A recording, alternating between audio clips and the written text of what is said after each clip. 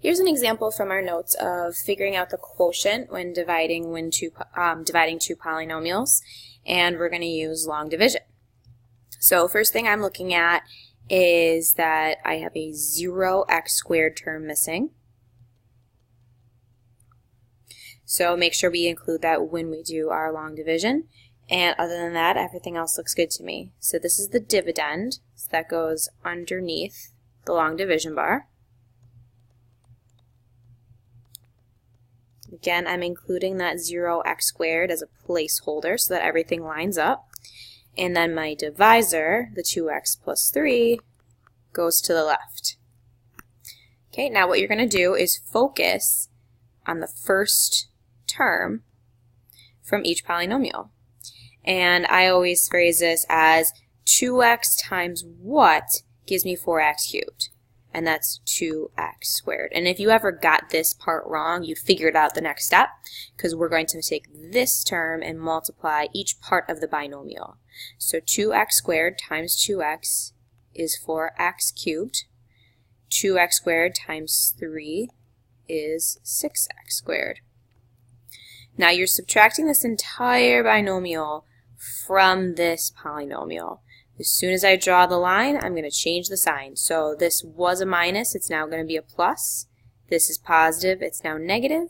This was positive, now it's negative. And now you're just adding down. Adding is easier than subtracting, right?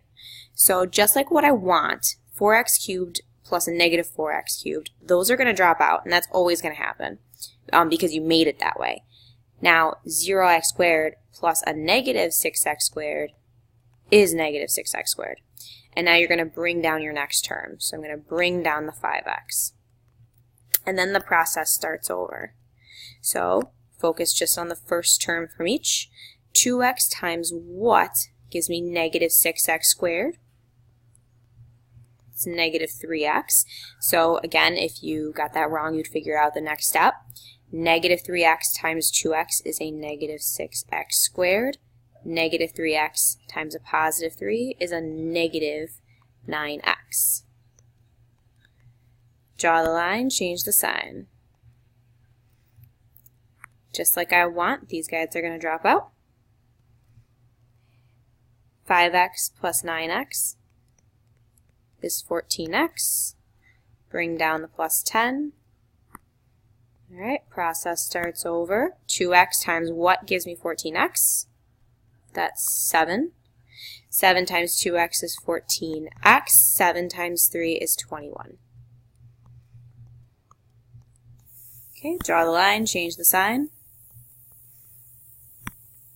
My 14x's will go to 0. They'll drop out. 10 plus a negative 21 is a negative 11. And at that point, you're done. Okay, 2x is not going to go into negative 11. I have no other terms to bring down. So this is our remainder. Okay, so if this is our remainder, the way we state our answer appropriately, I'll do it right over here, is the quotient. And then it's plus the remainder over the divisor, which the 2x plus 3 is the divisor. So you could either write it as minus 11 over 2x plus 3, or you could do plus negative, so then that negative matches with the remainder. Either one of those is fine. So again, this is your quotient. That's your remainder, negative 11. And the bottom part is your divisor. It's what you're dividing by, and you'll see that's why these match. Okay, so that's your final answer. Now, because when we divided these, I didn't get a remainder of 0, meaning the 2x plus 3 did not divide evenly into the cubic, that means that 2x plus 3 is not a factor of 4x cubed plus 5x plus 10.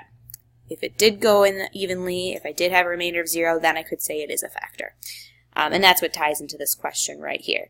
Is it a factor? No, and that's because there's a remainder of negative 11, not 0.